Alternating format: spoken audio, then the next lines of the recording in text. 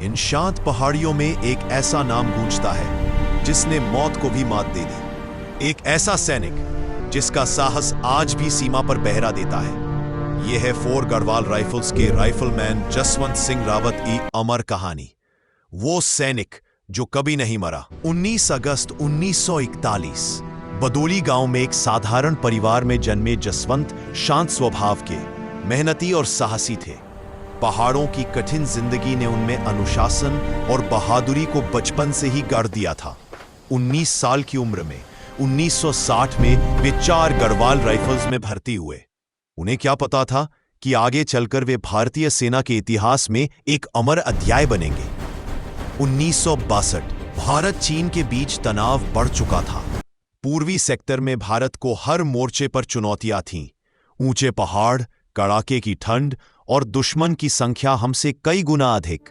इन्हीं कठोर परिस्थितियों में नूरानांग पोस्ट पर तैनात थे जसवंत सिंह रावत।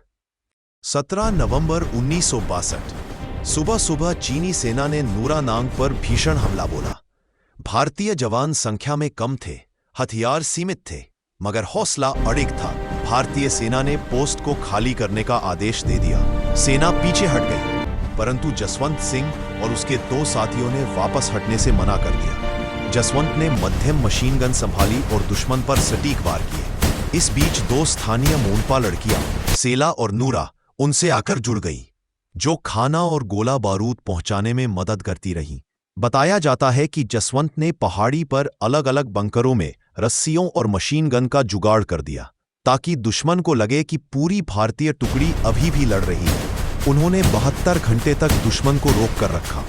अकेला जवान पूरे पहाड़ पर खड़ा रहा, अपनी मातृभूमि की रक्षा करते हुए। लेकिन संख्या की भारी असमानता के आगे सीमा टूटने लगी। लड़ाई के दौरान सेला शहीद हो गए। कहा जाता है कि अंत में जब चीनी सेना बंकर तक पहुंची, जसवंत ने आखिरी गोली अपने लिए रखी, ताकि वह दुश्मन के हाथों कैद ना हो। चीनी सेना जसवंत की बहादुरी से इतनी प्रभावित हुई कि उन्होंने उनकी व्यक्तिगत घड़ी और राइफल भारतीय सेना को सम्मानपूर्वक लौटाई। आज भी नूरानांग की पहाड़ी पर जसवंत सिंह रावत का कमरा जस का तस रखा जाता है। उनकी वर्दी प्रेस की जाती है, जूते चमकाए जाते हैं, खाना लगाया जाता है, जैसे वह अभी भी ड्यूटी पर हो। जसवंत सिंह रावत इस दुनिया से भले चले गए, लेकिन उनका साहस आज भी हर भारतीय सैनिक की रगों में बहता है। वह सिर्फ एक नाम नहीं, बल्कि एक प्रेरणा है कि एक सैनिक सिर्फ शरीर से नहीं, आत्मा से भी लड़ता है।